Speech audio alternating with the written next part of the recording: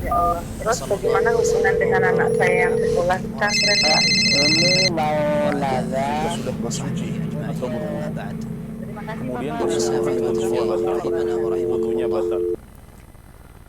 Bismillah, assalamualaikum warahmatullahi wabarakatuh. Alhamdulillah, wassalatu wassalamu ala rasulillah wa ala alihi wa sahbihi wa mawalah amma ba'd. Para pemirsa, para pendengar Fatwa TV dimanapun Anda berada, apa kabar semuanya? Tentunya kami harapkan para pemirsa, para pendengar selalu dalam keadaan baik dan selalu dalam keadaan lindungan Allah Subhanahu wa taala. Alhamdulillah, puji syukur atas kehadirat Allah Subhanahu wa taala. Senang sekali kembali kami menyapa Anda dalam program Live Interaktif Fatwa TV bersama guru kita Ustadz Dr. Musyafa Ad-Darini hafizahullah taala. Masih dengan tema yang sama, konsultasi Islam. Kemudian salat dan salam semoga selalu tercurahkan kepada suri tauladan kita, Rasul tercinta Nabi Muhammad sallallahu alaihi wasallam, juga kepada keluarga beliau, para sahabat dan orang-orang yang mengikuti beliau dengan baik hingga hari kiamat. Dan alhamdulillah Ustadz sudah terhubung bersama kami di studio. Kita sapa beliau terlebih dahulu. Assalamualaikum Ustadz.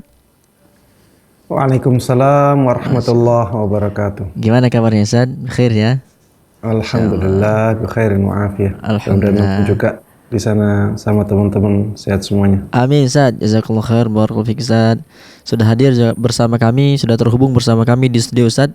Insyaallah siap Ustadz ya menjawab pertanyaan-pertanyaan pemirsa para penelpon. Insyaallah. Iya. Barakallahu fikum. Barakallah. Demikianlah para pemirsa, para pendengar, alhamdulillah Ustadz dalam keadaan baik dan siap insyaallah menjawab para pertanyaan atau menjawab pertanyaan-pertanyaan para pemirsa. Dan kita juga doakan selalu guru-guru kita, ustadz-ustadz kita, semoga Allah Subhanahu wa taala senantiasa memberikan kesehatan, keberkahan ilmu, keberkahan umur tentunya, untuk agar senantiasa memberikan ilmu-ilmu bermanfaat untuk kita semua. Amin amin ya rabbal alamin. Para pemirsa dan para pendengar dimanapun Anda berada, kami juga informasikan live interaktif kita pada kesempatan kali ini juga disiarkan oleh beberapa stasiun radio. Ada Radio MDFM Probolinggo, Radio Binbas Yogyakarta, Radio Sahabat Tegal, Radio Hang FM Batam, Radio Amuba Pangkal Pinang, ya, Radio Sago FM Sumatera Barat, Radio Gema FM Bontang, Radio Al Hikmah Banyuwangi, Radio Tuah FM Riau, dan Radio Mas FM Sragen. Jazakallahu khairan wa barakallahu fiik tentunya dalam ikut andil menyebarluaskan live interaktif kita pada kesempatan kali ini. Dan Anda para pemirsa, para pendengar dimanapun berada juga bisa ikut andil tentunya, insyaallah ya, mendulang pahala ya dengan men-share, menyebarluaskan live interaktif kita pada kesempatan kali ini melalui link live kami di YouTube atau di Facebook kami. Barakallahu fikum. Dan kami juga mengajak Anda untuk bergabung bersama kami, bertanya secara langsung kepada Ustadz ya melalui layanan interaktif kami di 0821 706087, 0821 706087, konsultasi Islam. Dan kita minta kepada Ustadz untuk menyampaikan nasihat pembuka. Ustadz, silakan. Bismillahirrahmanirrahim. Assalamualaikum warahmatullahi wabarakatuh. Alhamdulillah, wassalatu wassalamu ala rasulillah wa ala alihi wa sahbihi wa man tabi'ahudah. Para jamaah sekalian, kaum muslimin dan kaum muslimat rahimana wa rahimakumullah. Di setiap salat kita selalu membaca surat Al-Fatihah.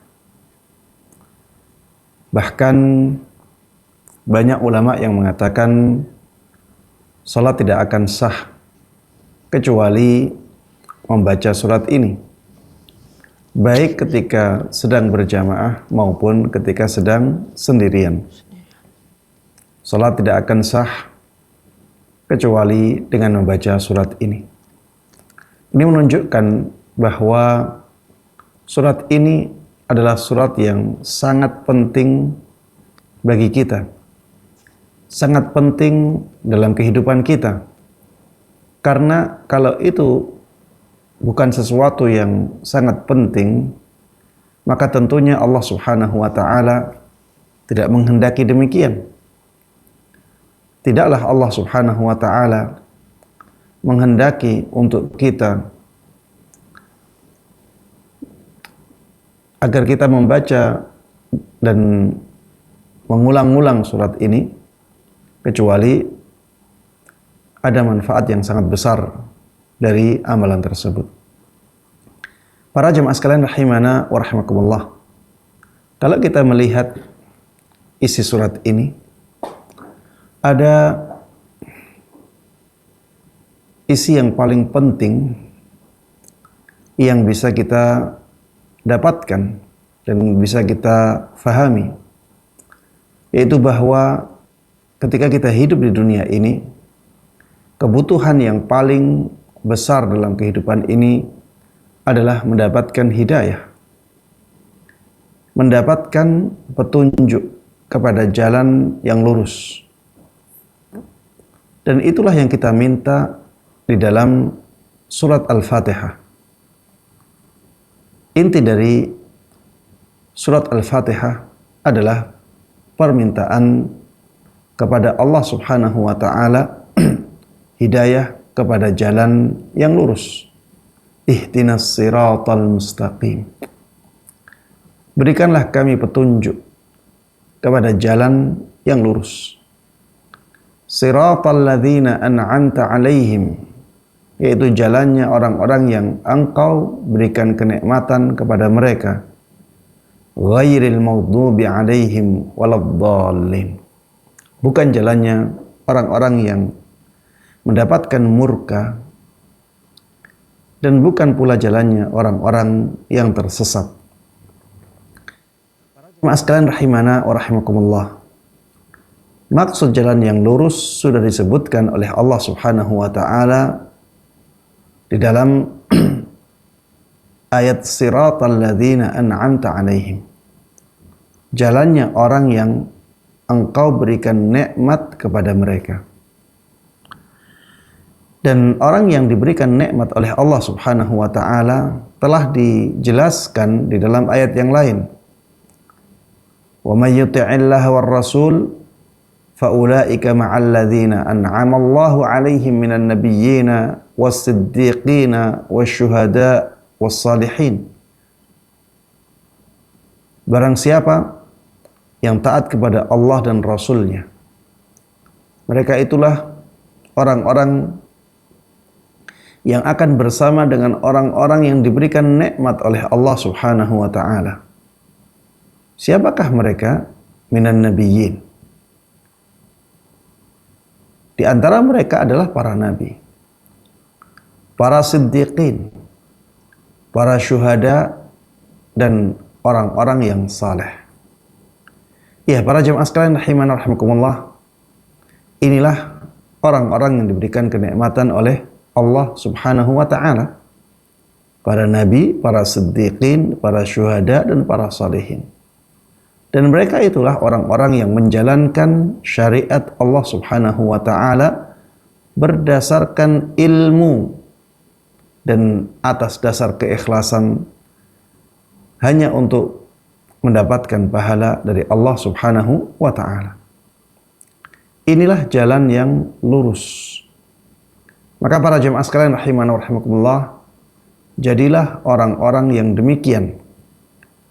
Kita selalu meminta kepada Allah Subhanahu wa ta'ala keadaan yang demikian, maka berusahalah untuk menjadi orang yang demikian. Belajarlah dengan baik masalah agama ini. Nuntut ilmu agama sebisa kita, semaksimal mungkin, sekuat tenaga. Kemudian amalkan ilmu tersebut. Amalkan ilmu tersebut. Makanya setelah ini Allah Subhanahu wa ta'ala mengatakan ghairil maghdubi alaihim. Bukan jalannya orang yang dimurkai. Ditafsirkan oleh Nabi kita Muhammad sallallahu alaihi wasallam, mereka adalah kaum Yahudi. Dan termasuk di antara ciri khas kaum Yahudi adalah mereka punya ilmu, tapi tidak mereka amalkan. Waladdallin, dan bukan pula jalannya orang-orang yang tersesat. ditafsirkan oleh Nabi kita Muhammad sallallahu alaihi wasallam, mereka adalah kaum Nasara. Dan termasuk ciri khas mereka adalah mereka tidak punya ilmu, tapi melakukan amalan-amalan yang tidak ada dasar ilmunya. Kita jangan sampai seperti mereka. Jangan sampai ketika kita sudah belajar ilmu agama tidak kita amalkan. Jangan sampai pula kita mengamalkan amalan-amalan tertentu padahal tidak ada dasarnya. Jadilah orang yang berada di atas jalan yang lurus, yaitu orang-orang yang tahu ilmu agama dan mengamalkan ilmu tersebut dalam kehidupannya. Demikian para jemaah sekalian rahiman rahimakumullah, pesan singkat ini mudah-mudahan bermanfaat dan Allah berkahi. Amin amin ya rabbal alamin. Wa sallallahu wa sallama wa baraka ala nabiyyina Muhammad wa ala alihi wa sahbihi wa man tabi'ahum bi ihsanin ila yaumiddin. Walhamdulillahi rabbil alamin. Jazakallah khair Ustaz, barakallahu fikum atas nasihat pembukanya Ustaz. Ya, demikianlah para pemirsa nasihat pembuka dari Ustaz. Semoga apa yang Ustaz sampaikan bermanfaat untuk kita semua. Kita langsung sapa penelpon pertama kita, Ustaz. Ada Bapak Samsudin di Sulawesi Tengah. Assalamualaikum warahmatullahi wabarakatuh. Fatwa TV. Waalaikumsalam warahmatullahi wabarakatuh. Ya, silakan Bapak. Ya, assalamualaikum Ustaz. Waalaikumsalam warahmatullahi wabarakatuh. Ya, silakan Bapak. Ya. Di tempat saya Ustaz, ada seorang yang sering menjadi imam. Iya.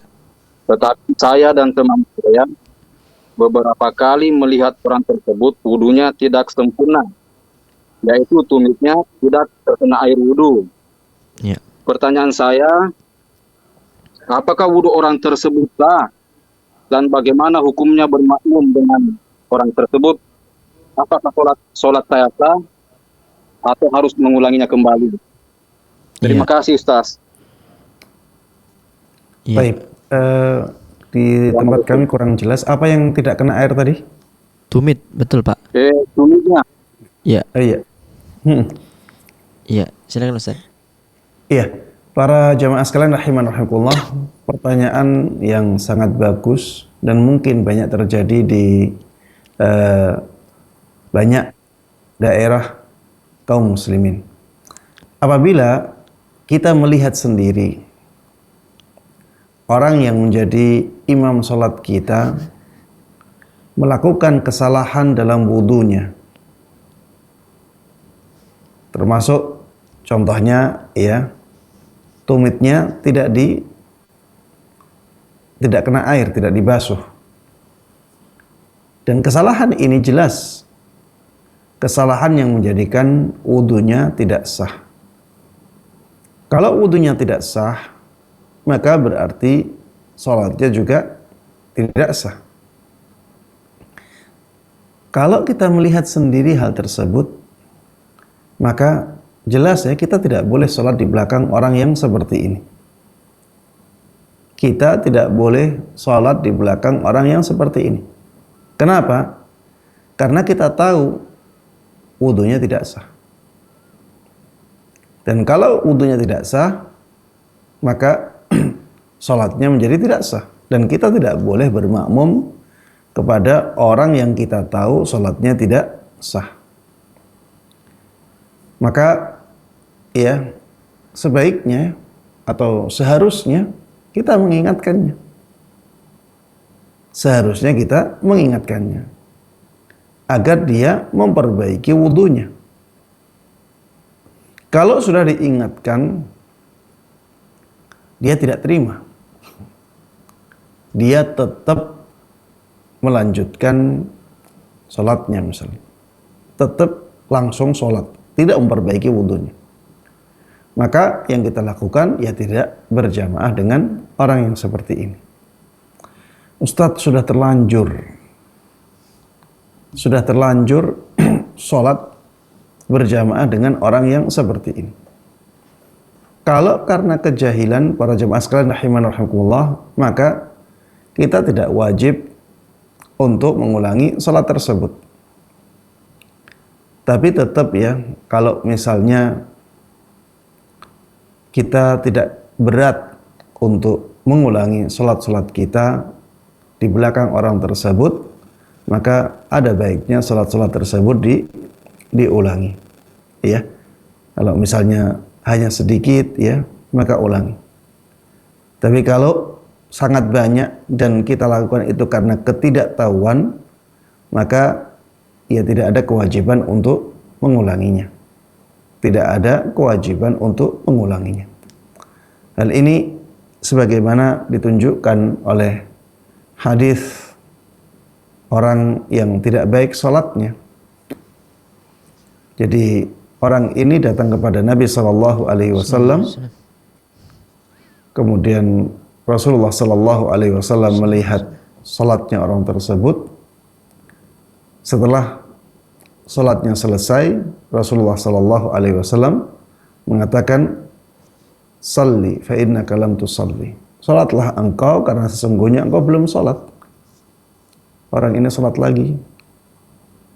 Rasulullah lihat lagi sholatnya.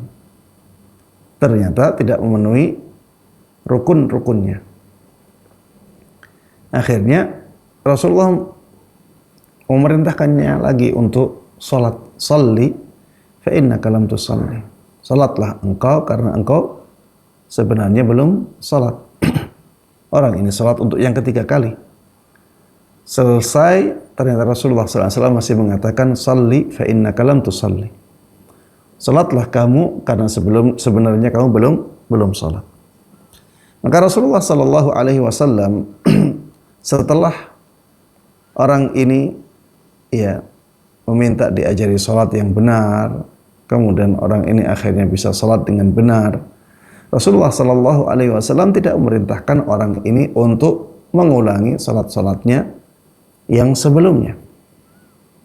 Kenapa? Karena orang ini tidak tahu kalau sholatnya ternyata tidak sah, ya, tidak memenuhi rukun-rukunnya, karena kejahilan. Ya, kalau misalnya kita karena jahil sholat dengan orang-orang yang tidak memenuhi syarat untuk dijadikan sebagai imam, atau bahkan sholatnya tidak sah, ya, tapi karena kita tidak tahu, maka tidak ada kewajiban bagi kita untuk mengulanginya. Tapi kalau misalnya kita ingin hati-hati, sholatnya itu hanya sedikit saja kok yang dengan dia, akhirnya kita ingin mengulangi sholat-sholat tersebut, maka ini sesuatu yang baik. Wallahu ta'ala a'lam. Jazakallah khair Ustaz, barakallahu fikum atas jawabannya Ustaz. Dan jazakallah khair barakallahu kepada Pak Samsudin di Sulawesi Tengah atas pertanyaannya. Semoga Allah Subhanahu wa taala senantiasa memberikan hidayah dan taufik kepada Bapak, keluarga dan pemirsa sekalian. Kembali kita sapa penelpon yang sudah bergabung. Ustaz, ada Ibu hamba Allah di Kalimantan. Assalamualaikum warahmatullahi wabarakatuh. Waalaikumsalam warahmatullahi wabarakatuh. Iya, silakan Ibu. Ya, assalamualaikum Ustaz. Waalaikumsalam warahmatullahi wabarakatuh. Silakan.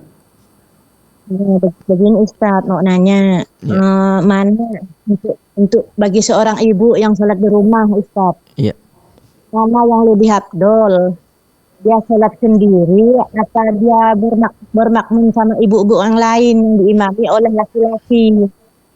Nah, terus yang kedua Ustaz gini, bolehkah kita berdoa di waktu sujud menggunakan doa zikir pagi petang, misalnya salah satunya tuh ya hayyul ya qayyum, atau ini asaluka awal afiyah fid dunya wal akhirah gitu. Misalnya sering kita membaca doa itu di waktu sujud atau di waktu akhir tasahud sebelum salam gitu Ustaz.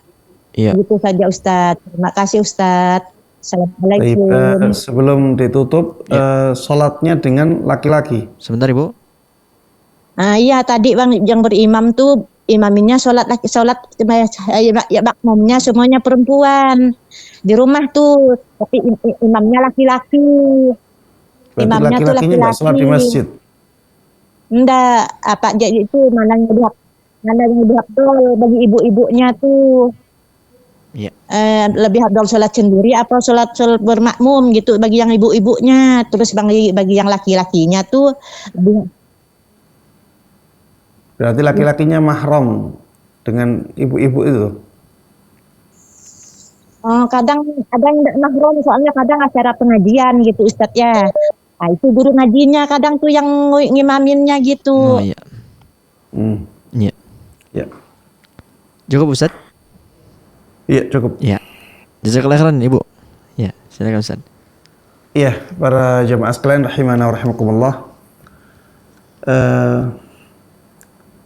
Kalau memang dimungkinkan untuk sholat berjamaah bagi wanita di rumah, maka lebih baik dia memilih sholat berjamaah di rumah. Kalau memungkinkan sholat berjamaah di rumah, maka tentunya lebih baik berjamaah di rumah, baik dengan laki-laki ataupun dengan imam perempuan, karena ada keutamaan tersendiri untuk sholat berjamaah. Tapi kalau misalnya tidak ada kesempatan untuk sholat berjamaah di rumah, ya tidak masalah, karena memang kaum wanita tidak ada kewajiban untuk sholat berjamaah. Adapun yang ditanyakan tadi, apabila laki-lakinya hanya satu, kemudian jamaahnya perempuan semuanya,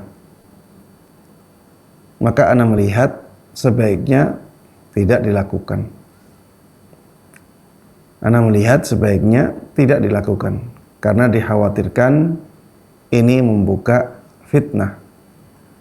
Walaupun pada asalnya boleh-boleh saja. Boleh-boleh saja karena tidak ada khalwat di sana. Tidak ada khalwat di sana. Kalau ada khalwat, ya jelas tidak boleh ya. Khalwat itu bersendirian atau berduaan saja. Jadi satu laki-laki, satu perempuan yang ajnabi, yang bukan mahram. Ini tidak boleh menjalankan salat berjamaah. Tapi yang ditanyakan tadi, ada seorang ustadz laki-laki, kemudian jamaahnya perempuan semuanya.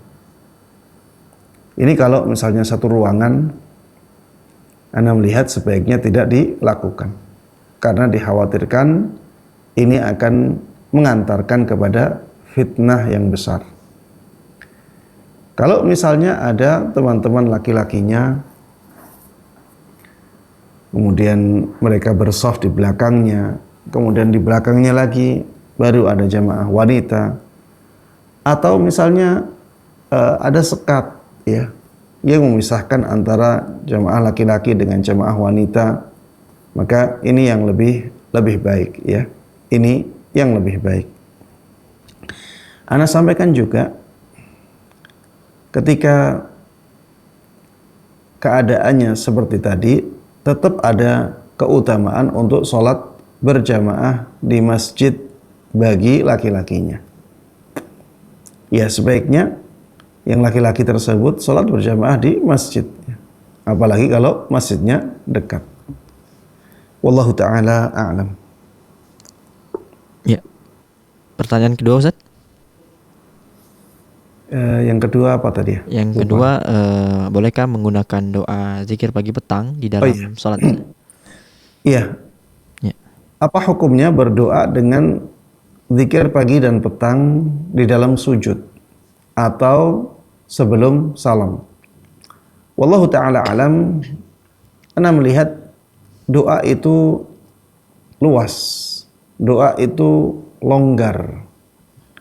Kalau misalnya di dalam zikir pagi dan petang ada kandungan-kandungan doa yang baik yang kita sangat butuhkan ya, kita melihat itu sangat kita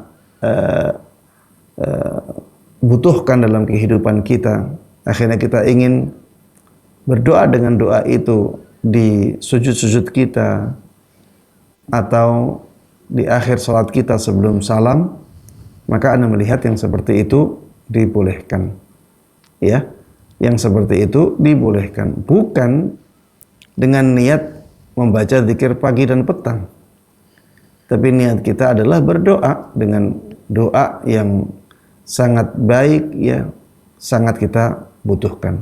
Wallahu a'lam. Jazakumullah khairan Ustaz, barakallahu fikum.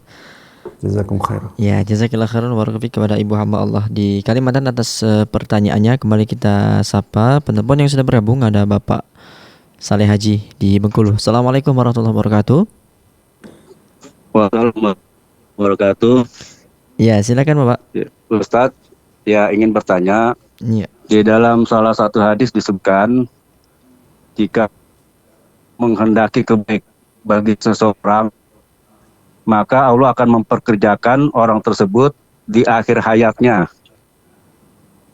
Pertanyaan anak, apa maksud dipekerjakan oleh Allah kepada hambanya di akhir amaris itu, Ustaz? Ya. Ya. Cukup jelas Ustaz? Cukup. Iya. Terima kasih Bapak. Ya, silakan Ustaz. Iya, ada hadis tersebut memang, ya, hadis yang sahih. Inti dari hadis tersebut adalah apabila Allah Subhanahu wa taala menghendaki kebaikan untuk seseorang, maka Allah Subhanahu wa taala akan menggunakannya untuk amal-amal kebaikan. Ya, maksud dari mempekerjakannya atau menggunakannya untuk amal-amal kebaikan adalah bahwa Allah Subhanahu wa taala memberikan taufik kepada dia, mengarahkan dia, menggiring dia untuk melakukan kebaikan-kebaikan di akhir hayatnya. Sehingga akhirnya kehidupan dia ditutup dengan kebaikan-kebaikan. Sehingga kematiannya menjadi husnul khatimah. Itu maksud dari hadis tersebut. Allah Subhanahu wa taala ketika menghendaki seorang hamba mati dalam keadaan husnul khatimah, maka Allah Subhanahu wa taala akan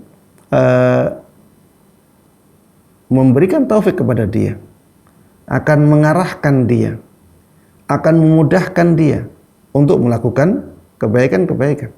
Makanya para jemaah sekalian rahimanallah, kalau kita mendapati dalam kehidupan kita dimudahkan oleh Allah Subhanahu wa taala untuk melakukan kebaikan-kebaikan, bersyukurlah kepada Allah. Ketika dalam kehidupan kita selalu dibukakan pintu-pintu kebaikan di depan kita, Allah selalu memberikan taufiknya kepada kita untuk mudah melakukan kebaikan, bersyukurlah kepada Allah Subhanahu wa taala. Dan sambutlah kebaikan-kebaikan tersebut dengan semangat mengamalkannya, semangat melakukannya. Jangan sampai kesempatan-kesempatan untuk melakukan kebaikan itu kita sia-siakan. Syukurilah nikmat tersebut. Ya, mudah-mudahan Allah Subhanahu wa taala ya menjadikan amal-amal kebaikan tersebut sebagai penutup kehidupan kita. Demikian, wallahu a'lam. Jazakumullah khairan barakallahu fikum atas jawabannya. Ya. Jazakumullah khairan barakallahu fik kepada Bapak Saleh Haji di Bengkulu atas pertanyaannya. Kembali kita sapa penelpon yang bergabung. Ustaz, ada Ibu Miss Reni di Lampung. Assalamualaikum warahmatullahi wabarakatuh. Waalaikumsalam warahmatullahi wabarakatuh. Ya, silakan Ibu. Assalamualaikum Ustadz. Waalaikumsalam warahmatullahi wabarakatuh. Silakan Ibu. Begini deh Ustadz, saya mau tanya tentang sholat qobliyah itu. Itu kalau dari sholat sunnah qobliyah itu, terus kemudian sholat wajib itu harus pindah tempat apa enggak ya Ustadz? Dan kemudian sebaliknya, kalau dari sholat wajib ke sholat sunnah itu harus bergeser apa enggak? Iya. Lalu kalau suratan ya Ustadz ya, suratan itu harus berurutan apa enggak? Misalkan sholat tahajud itu kan banyak. Nah, sedangkan suratan itu Falak Anas itu kan di urutan yang terakhir ya Ustadz ya. Iya. Nah, itu saya taruh di ayat-ayat rakaat pertama karena dengan tujuan minta perlindungan kepada Allah dari syaitan gitu ya. Itu saya taruh di rakaat pertama. Itu gimana itu ya Ustadz ya? Mohon pencerahannya. Itu aja Ustadz. Barakallahu fiik. Assalamualaikum warahmatullahi wabarakatuh. Waalaikumsalam warahmatullahi wabarakatuh. Silakan Ustaz. Ya, pertanyaan yang pertama tentang ketika kita selesai sholat sunnah, kemudian kita ingin melakukan sholat wajib, apakah harus bergeser, berpindah tempat? Maka jawabannya, kalau dikatakan wajib maka tidak, ya. Kalau dikatakan wajib maka tidak. Kalau dikatakan disunnahkan, maka ada dalil yang menunjukkannya, yaitu hadis yang menjelaskan bahwa ya kita tidak boleh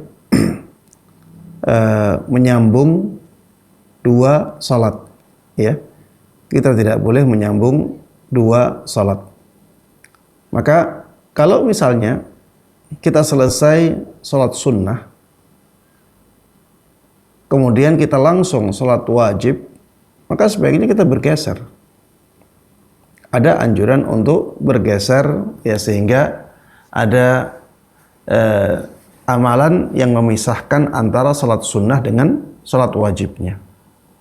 Tapi kalau misalnya setelah salat sunnah kita sudah membaca Al-Quran, kita berzikir, ya, kita melakukan kegiatan-kegiatan tertentu, mungkin tadi diajak ngobrol sama teman, ya, maka ya sebenarnya kalau kita langsung sholat wajib di tempat yang sama, maka tidak ada masalah, ya, dan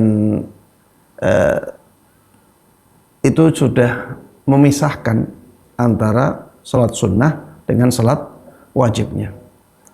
Begitu pula sebaliknya, ya, kalau misalnya kita sholat wajib, kita tidak baik, ya, setelah sholat wajib salam langsung sholat sunnah. Ini tidak baik karena tidak ada jeda antara dua sholat tersebut. Kalau tidak ada jeda seperti itu, maka ada anjuran untuk berpindah ke tempat lain. Ada anjuran untuk bergeser, ya, sehingga kita tidak menyambung antara sholat satu dengan sholat yang lainnya. Tapi kalau misalnya sudah berzikir, ya, zikir setelah sholat, membaca wirid, selesai, kemudian kita ingin sholat di tempat yang sama, maka tidak ada masalah. Tapi kalau kita ingin bergeser ke tempat lain, ya, ada anjuran untuk melakukannya. Ada anjuran untuk melakukannya. Iya, para jemaah sekalian rahimakumullah, intinya kalau dikatakan wajib, maka tidak demikian. Tapi kalau dikatakan itu dianjurkan, maka ada beberapa dalil yang menunjukkannya. Wallahu a'lam.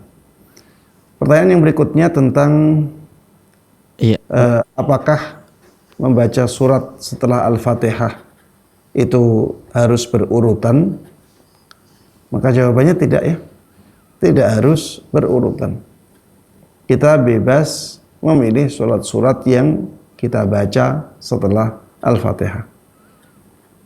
Dan kalau misalnya di rakaat pertama kita membaca surat An-Nas, kemudian di rakaat yang kedua kita membaca surat An-Naba, maka tidak ada masalah, ya. Tidak ada kewajiban untuk membaca surat-surat itu dengan berurutan. Wallahu ta'ala a'lam. Ya. Taib, ada pertanyaan yang ketiga deh. Apa? Tidak ada Ustaz, cuman tadi ibu ini baca surat An-Nas, Al-Falaq itu dengan di rakaat pertama, tapi niatnya supaya terlindungi dari gangguan setan begitu Ustaz. Apakah itu dibolehkan Ustaz? Dengan tujuan itu, ya. Iya. Iya, memang dua surat tersebut di antara fungsinya adalah meminta perlindungan kepada Allah Subhanahu wa taala dari gangguan setan, ya. Di antara fungsi dari dua salat tersebut memang hal itu. Sehingga kalau misalnya ada orang ya karena keadaan dirinya akhirnya dia membaca surat itu untuk tujuan itu, ana melihat tidak ada masalah ya. Iya. Tapi jangan sampai diyakini bahwa itu sunnah Nabi Sallallahu Alaihi Wasallam atau dahulu Nabi Sallallahu Alaihi Wasallam menganjurkan yang seperti itu ya. Jangan sampai ada keyakinan seperti itu. Dia melakukannya karena dia merasa membutuhkan yang seperti itu. Mungkin kalau sholat malam sendirian ada perasaan nanti diganggu oleh jin, ya akhirnya dia ingin membaca surat Al-Falaq dan surat An-Nas karena kebutuhan khusus itu. Ya, ana melihat yang seperti itu tidak ada masalah. Wallahu a'lam. Ya. Jazakallahu khairan, barakallahu fikum atas jawabannya. Dan jazakillah khairan barakallahu fikum kepada Ibu Mistrani di Lampung atas pertanyaannya. Semoga Allah Subhanahu wa taala senantiasa memberikan hidayah dan taufik kepada ibu, keluarga dan pemirsa sekalian. Kembali kami mengajak Anda di sisa waktu yang lumayan ya, masih ada banyak ini. Kami mengajak Anda untuk bergabung bersama kami, bertanya langsung kepada Ustadz melalui layanan interaktif kami di 0821 76087, 0821 76087, konsultasi Islam bersama Ustadz kita Ustadz Dr. Musyafa Ad-Darini hafizahullahu taala. Ya, kembali kita sapa penelpon yang sudah bergabung. Assalamualaikum warahmatullahi wabarakatuh. Fatwa TV. Ya, Bapak Safarudin di Lampung. Assalamualaikum. Waalaikumsalam warahmatullahi wabarakatuh. Izin bertanya Ustaz. Ya, silakan. Tentang zikir pagi dan petang. Ya. Apakah zikir pagi itu bisa kita lakukan menyambung zikir setelah sholat wajib? Iya. Iya. Cukup, Pak? Ya, cukup itu saja. Terima kasih. Assalamualaikum warahmatullahi wabarakatuh. Waalaikumsalam warahmatullahi wabarakatuh. Iya. Pertanyaan yang bagus ya. Apakah kita boleh membaca zikir pagi dan petang setelah kita membaca wirid salat subuh misalnya, atau membaca zikir pagi dan petang setelah membaca wirid salat asar atau salat maghrib? Maka jawabannya boleh, karena memang itu waktu atau salah satu waktu atau bagian dari waktu disyariatkannya membaca zikir pagi dan sore. Zikir pagi kapan disyariatkan? Ketika waktu pagi. Dan termasuk bagian dari waktu pagi adalah setelah kita ya selesai membaca wirid salat. Dan banyak orang yang melakukan hal ini untuk memudahkan dia membaca zikir pagi. Karena kalau dipisah bisa jadi malah lupa. Bisa jadi malah lupa membaca zikir pagi. Sehingga setelah dia membaca wirid salat, kemudian dia sambung dengan membaca zikir pagi. Di sore juga demikian, setelah dia membaca wirid salat asar, dia teruskan dengan atau dia sambung dengan membaca zikir sore. Tujuannya ya agar mudah dan tidak lupa. Dan memang itu bagian dari waktu sore, bagian dari waktu di mana dia disunnahkan atau dianjurkan untuk membaca zikir-zikir tersebut. Ya, demikian. Wallahu taala a'lam. Ya, jazakallahu khairan barakallahu fikum atas jawabannya. Dan jazakallahu khairan barakallahu fikum kepada Ibu atau Bapak Safarudin ya di Lampung atas pertanyaannya. Semoga Allah Subhanahu wa taala senantiasa memberikan hidayah dan taufik kepada Bapak, keluarga dan pemirsa sekalian. Kembali kami mengajak Anda untuk bergabung bersama kami, bertanya langsung kepada Ustadz permasalahan mungkin yang Anda dapati di seputar konsultasi Islam ya. Anda bisa langsung tanyakan kepada Ustadz melalui layanan interaktif kami di 0821 76087, 0821 76087 konsultasi Islam. Kita bacakan pertanyaan yang di website Ustadz. Ya, ada dari Adri Maijoni di Banten. Assalamualaikum warahmatullahi wabarakatuh. Waalaikumsalam warahmatullahi wabarakatuh. Izin bertanya, saya Adri bekerja di anjungan lepas pantai. Perusahaan saya melarang menangkap ikan dengan cara apapun dari laut, baik dengan memancing maupun barter dengan nelayan yang kebetulan lewat, karena perusahaan sudah menjamin makanan untuk semua karyawannya. Dan jika ada yang ketahuan memancing, maka hukumannya akan berat. Pertanyaan saya, apakah berdosa jika ternyata tetap ada karyawan yang memancing di sela-sela waktu istirahatnya, dan apakah ikan yang didapat halal, Ustaz? Taib. Iya, para jemaah sekalian rahimanirrahmatullah. Rasulullah sallallahu alaihi wasallam dalam hadisnya menyabdakan al-muslimuna ala syurutihim. Kaum muslimin itu harus menjalankan syarat-syarat yang mereka buat. Jadi dia itu ketika bekerja dengan perusahaan tersebut itu sudah menyepakati syarat-syarat itu, maka jangan sampai dilanggar. Kalau tidak mau menaati, tidak mau menerapkan syarat-syarat itu, maka dari awal jangan bekerja dengan perusahaan yang demikian. Dan kita diberikan pilihan bekerja dengan mereka atau tidak. Tidak ada kewajiban dari mereka untuk bekerja dengan mereka. Tapi kalau bekerja dengan mereka ada syarat-syarat yang harus dijalankan. Di antaranya ya jam kerja.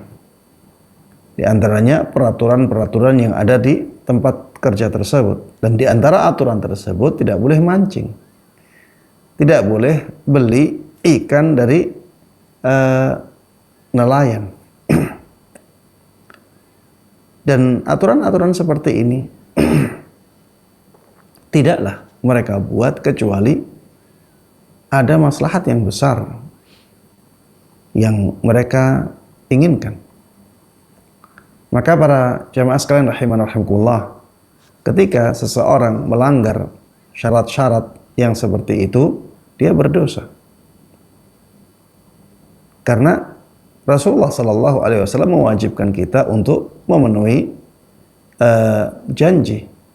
Al-muslimun ala syurutim, harus benar-benar dipenuhi. Tapi apakah berarti ikan yang dibeli tersebut menjadi haram? Maka Anda melihat tidak. Dia berdosa dari sisi melanggar janjinya. Tapi dari sisi ikan yang dia dapatkan, Anda melihat tidak menjadi haram, ya. Karena dia mendapatkannya dengan cara yang secara syariat dibolehkan. Itu cara yang halal dalam syariat. Mancing, akhirnya dapat ikan. Beli dari nelayan, akhirnya dia dapat ikan. Ya, ini cara yang halal pada asalnya. Tapi karena ada syarat, akhirnya ya tidak dibolehkan. Maka larangan tersebut hanya berpengaruh pada dosanya orang tersebut karena melanggar perjanjian.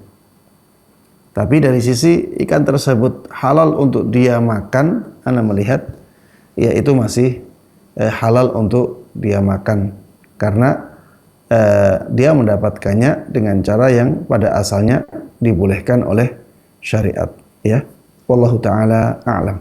Ya, jazakumullah khairan Ustaz, barakallahu fikum atas jawabannya.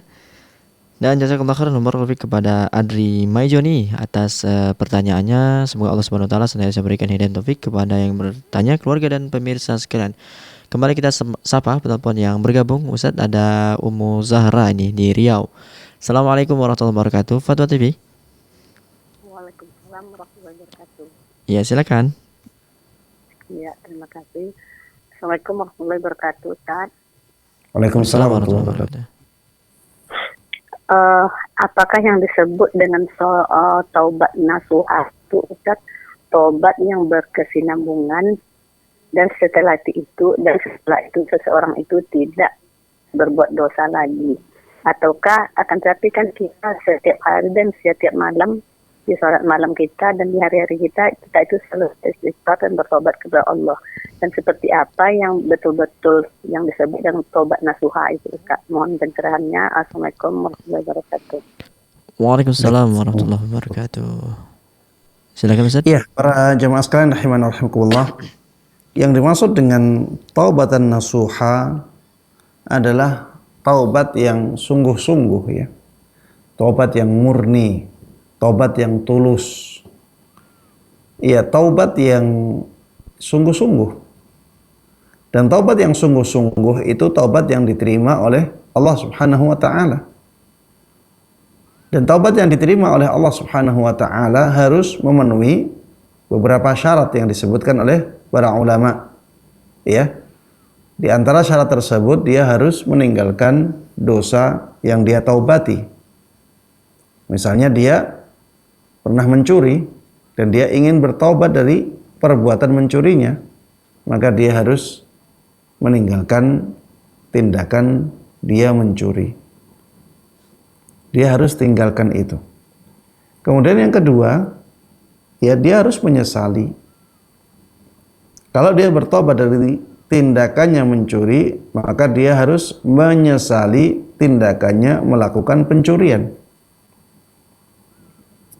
Ya, dia harus menyesali tindakannya melakukan pencurian. Taib. Yang ketiga, dia harus punya tekad untuk tidak mengulanginya lagi di masa yang akan datang. Dia harus punya tekad untuk tidak mengulanginya lagi di masa yang akan datang. Dengan 3 syarat ini, maka taubat seseorang insya Allah menjadi taubatan nasuha, taubat yang tulus, taubat yang jujur, taubat yang murni. Tapi para jemaah sekalian rahimani wa rahimakumullah, bukan berarti kita harus tidak melakukan dosa lagi di masa yang akan datang. Bahkan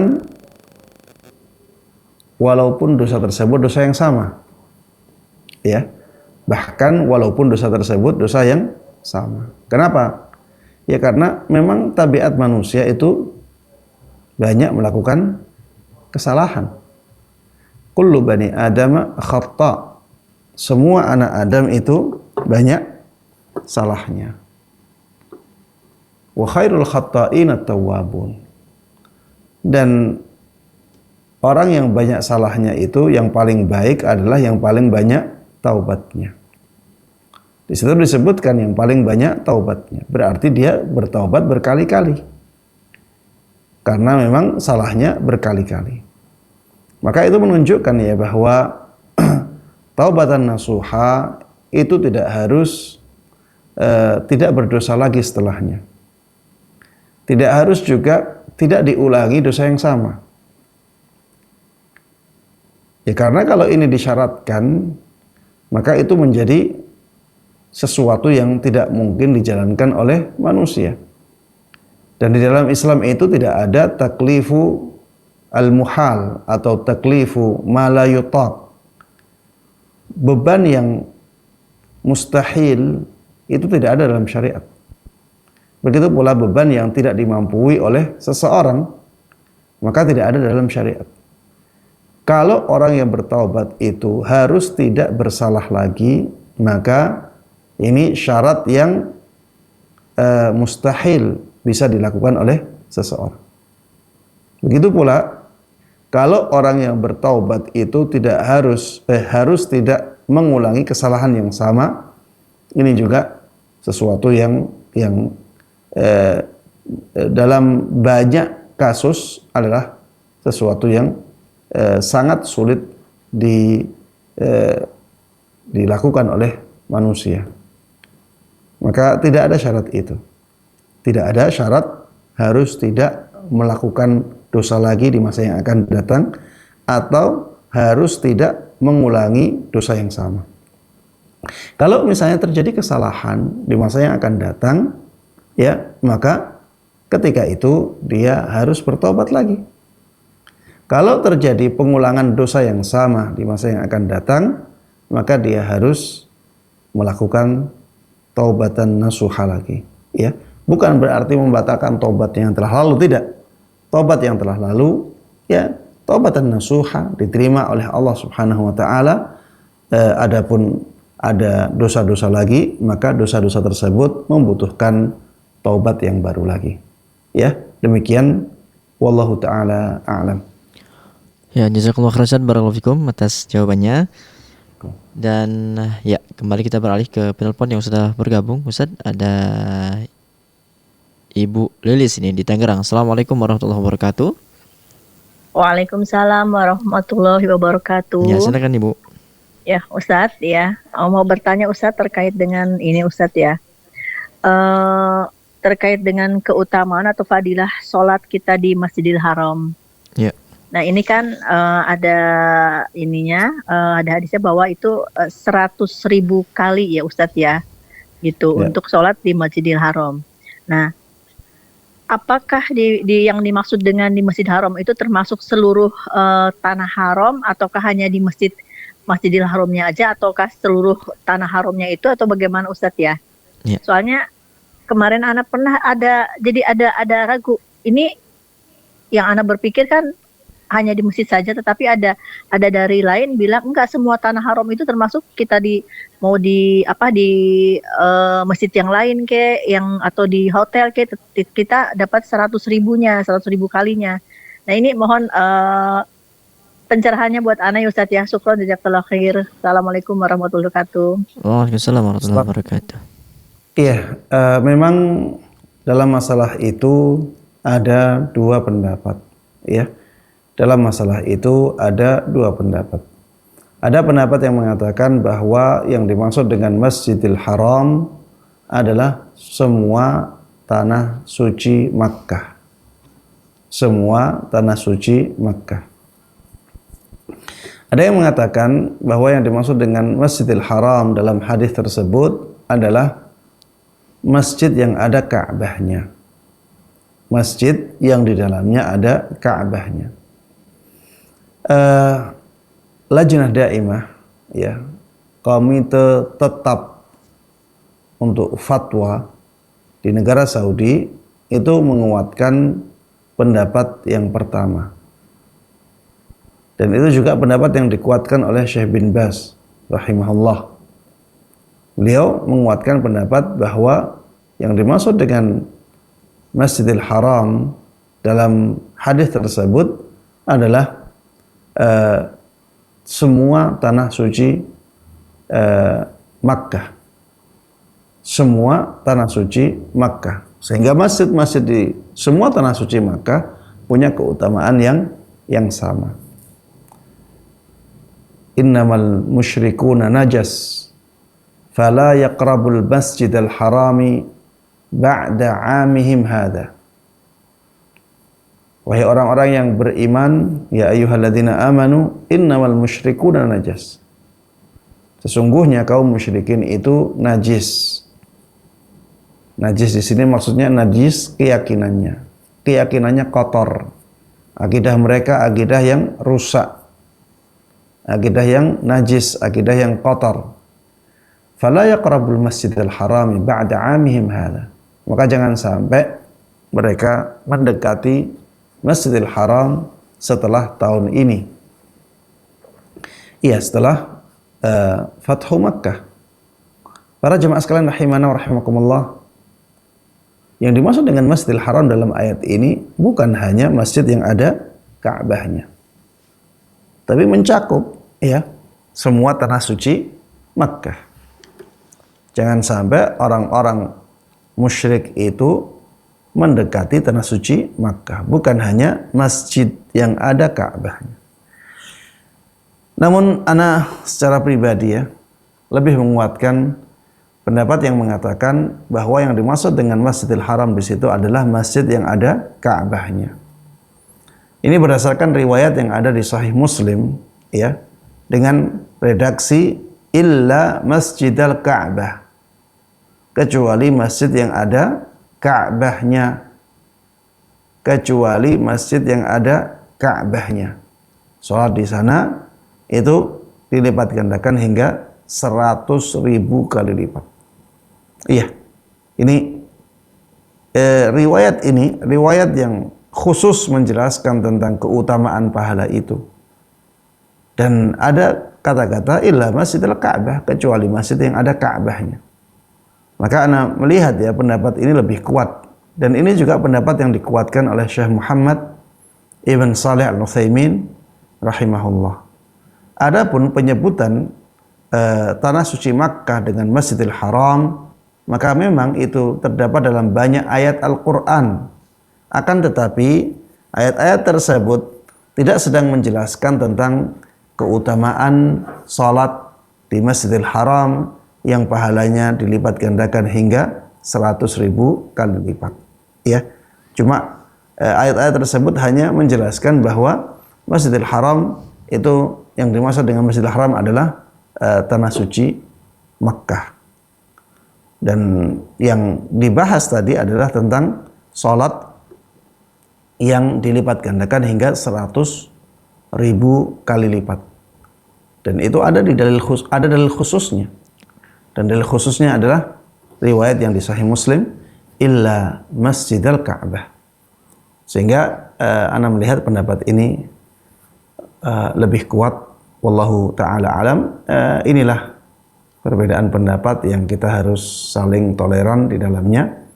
Dan yang jelas ya, semua ulama itu sepakat bahwa apabila seseorang sholat di masjid yang ada Ka'bahnya, maka itu lebih afdal dan lebih selamat ya.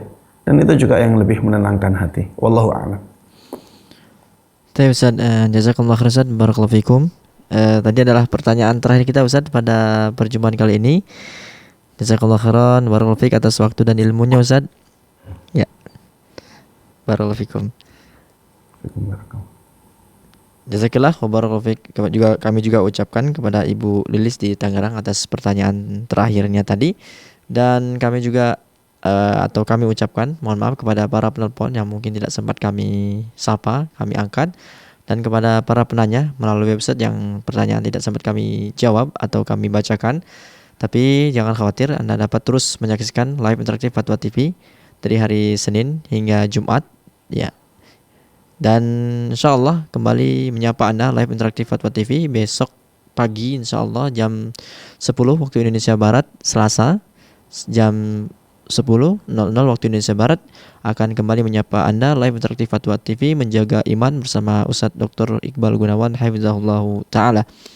Dan bagi Anda yang ingin mengupdate atau mengetahui informasi seputar Fatwa TV, Anda dapat mengunjungi website kami di www.fatwatv.id. Kemudian untuk mengupdate tanya jawab di www.dewanfatwa.com/tanya jawab. Dan kami ingin mengajak kaum muslimin dimanapun Anda berada, para pendengar, para pemirsa, untuk bergabung bersama kami dalam syiar dakwah Islam melalui rekening aktif yang dapat Anda saksikan di layar kaca Anda. Kami mengajak kaum muslimin dimanapun Anda berada untuk memanfaatkan waktu bergabung bersama kami dalam syiar dakwah Islam melalui rekening aktif yang dapat Anda saksikan di layar kaca Anda. Dan akhirnya semoga apa yang Ustadz sampaikan pada pertemuan kali ini bermanfaat untuk kita semua. Kami mewakili kerabat yang bertugas, mohon maaf apabila ada kesalahan dan mohon ampun kepada Allah Subhanahu wa taala. Kita akhiri perjumpaan kita dengan doa kafaratul majelis. Subhanakallahumma bihamdika asyhadu an la ilaha illa anta astaghfiruka wa atubu ilaik. Wa sallallahu ala sayyidina Muhammad. Wassalamualaikum warahmatullahi wabarakatuh. Waalaikumsalam. Ya Allah. Terus bagaimana hubungan dengan anak saya yang sekolah pesantren? Ini mau Kita sudah bersuci atau berwudu?